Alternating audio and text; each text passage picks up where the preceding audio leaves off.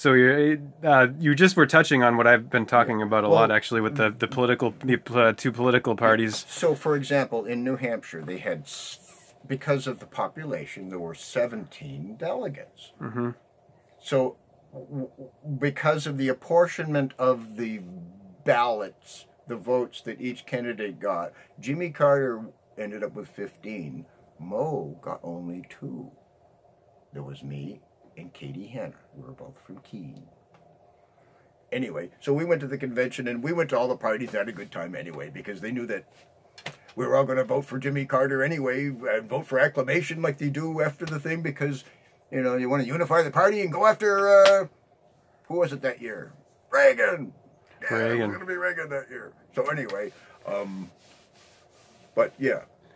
But now I'm an activist. I've been on both sides. I've looked at life from both sides now. I used to be a politician.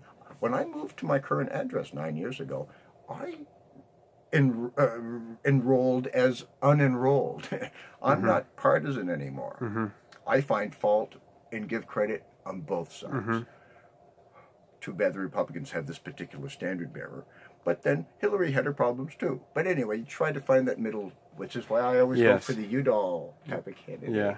The one who would actually embrace arts and say, yes, it can be an incubator for economic stimulus in a see. The middle is where the healing is. Think of it, medicine, middle, median, mediation. There you go. Here's the yin and yang, right where the balance comes together, grasshopper. Yes. Yes, and that would be between your eyebrows as well, which is Krishna, where Krishna says to fix your consciousness and meditation. Poise and counterpoise and yin and yangs and all the ups and downs and balances and circadian rhythms. Yes. Think natural, people. Right. Always. I don't know who these people are. I have no idea what your platform is, but this is just kind of cool. I'm in a sharing moment. Dog wants in. So I'm looking forward to spring coming up. I don't know about you, but I always feel the new life. I merge with it when it's happening. And it's upon us already. As it's because we're only a few weeks now, or a month from a little over a month from the equinox, and I talk a lot about how these months leading up to the equinox of spring end in the letters ARY, January, February. Well, why? Because it's all about the arising to Aries. We're in the ascendant half of the year, when the sun's going from the lowest point on the ecliptic path at the winter solstice to the spring equinox, and then up to the top at the I'm kind of summer like the summit. Prince and the Pea. I noticed the days getting longer and the solar inclination higher in the sky, kind of like early January. Mm-hmm. And then right now it's taking on momentum so that we're getting a couple of minutes a day, and it's working out right, so we're getting it both ways. Because I'm an early riser. Mm-hmm. In the middle of summer, I hear the first tweet of the birds at 4:15.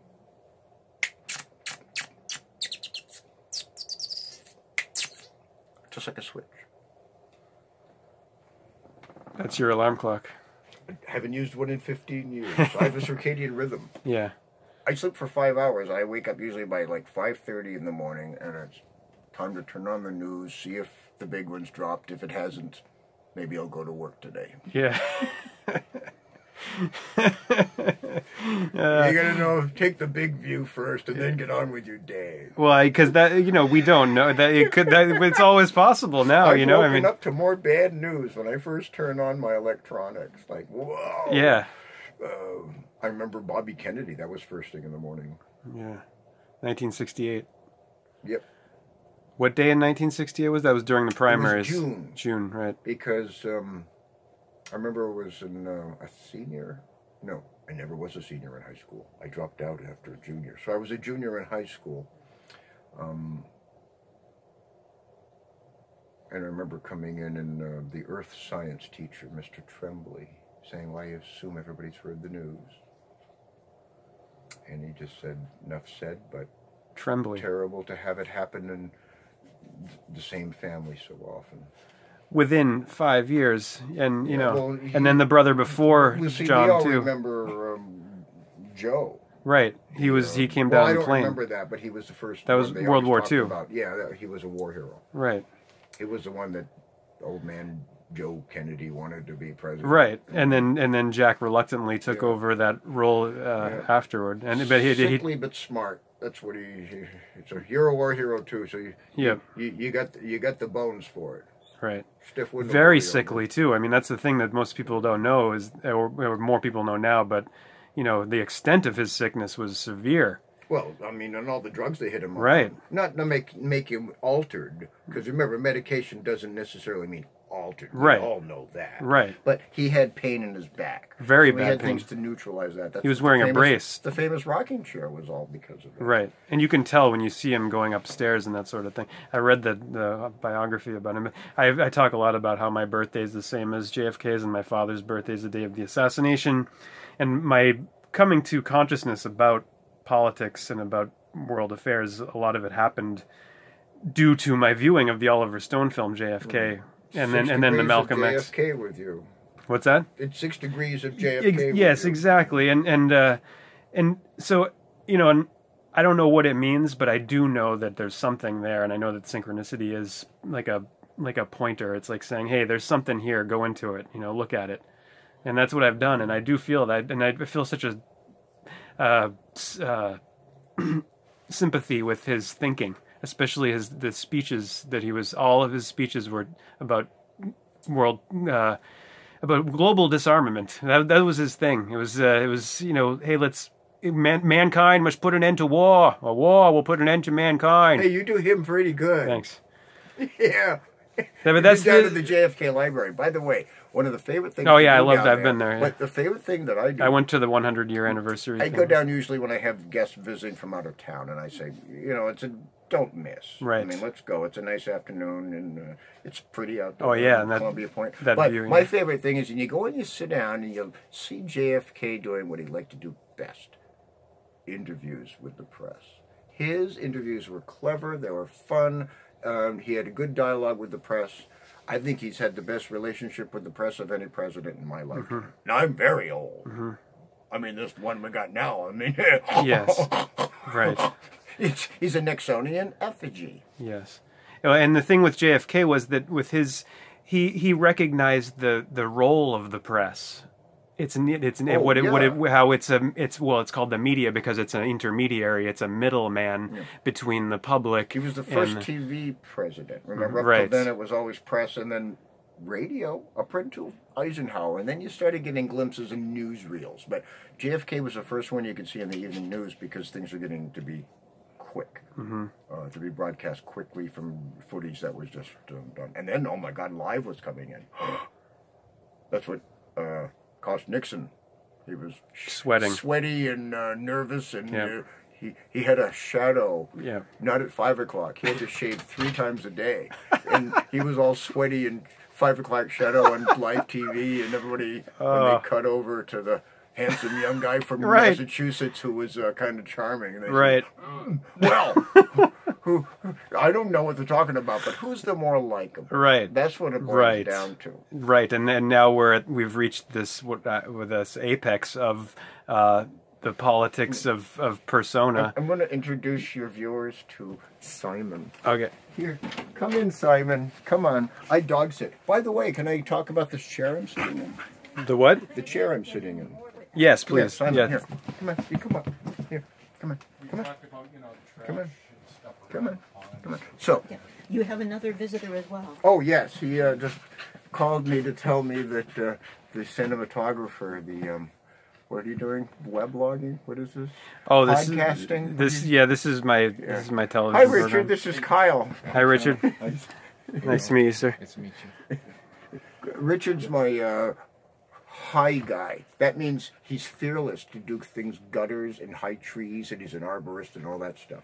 I mean, you should see this guy. He goes up. He puts his ladder up. I don't. But he's up 45 feet in the air with just spikes on his boots. Yeah, like but you got a tree to hold on to. I know, but you're waving in the wind, and it's up there. I get up to third floor. You have nothing to hang on to.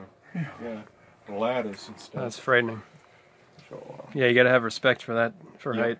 So Yeah. Simon, I dog sit for his family, is well, the kids are old enough now that they're just the right age to go with the young hip parents. So now they're skiing in Switzerland for school vacation, but they go zip lining in like Costa Rica, places like that. So it's a good family, and I've always known Simon since he was a puppy. And when they go away, he comes and stays with me.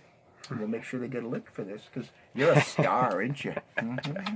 But by kismet, he's getting all the visitors at once. What age You is all leave, he's what is gonna his be- breed? This is a corgi.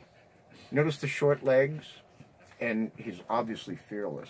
Well, he's bred to herd cattle, I guess. It's an English breed. That's why he's got an English name for it. What age is he? 3, just barely. So in human years, he's 21, 22. You know, but He's good enough already. Oh no, okay, you can go.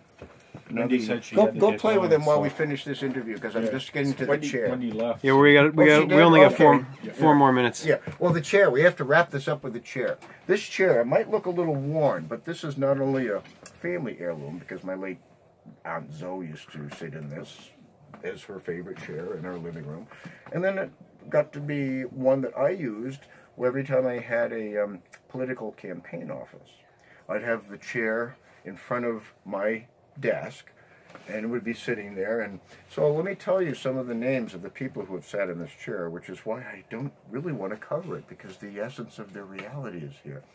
Gary Hart has sat in this chair. His wife, Lee. She actually spent the whole afternoon relaxing here, downtime one time in that. Reporters, I think Jacqueline Adams from CBS. This is back in the 80s when we were doing the New Hampshire primaries. But my favorite was Walter Robinson of the Boston Globe. And Michael Keaton played him in Spotlight. You might remember that was an Oscar-winning movie a couple of years ago. But he sat in this chair. Oh, Bob Mary from the Wall Street Journal gave an interview in this chair. But so now it's in my study. Nice. And after a while, Kyle, you could sit in this chair. That was very poetic. Whenever you put my name with the word "while," that was that reminds me of Jeremy Goodwin, who was instrumental in me becoming politically aware, also because I went to see the movie JFK by Oliver Stone with him, and he was very activated politically at a young age. That Jeremy Goodwin, we were back to back alphabetically all throughout elementary school into high school. Oh, I see. And if not for that, I don't think we ever would have even been acquaintances.